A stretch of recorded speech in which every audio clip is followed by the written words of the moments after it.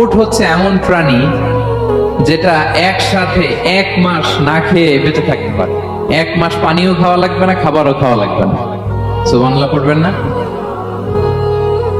এট এ টাইমে একটা উট, প্রাপ্তবয়স্ক একটা উট একসাথে 200 লিটার পানি খেয়ে ফেলতে পারে।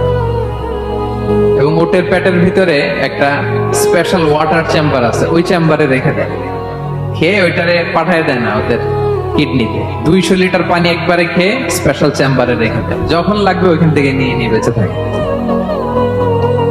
1 মাস না খেয়ে বেঁচে থাকে কি করে? উটের পিঠে দেখবেন একটা কুজ আছে, একটা উঁচু উটকে যদি কল্পনা করেন, উপরে একটা কুজ আছে না, এই পুরো কুজটা হচ্ছে চর্বির আধার।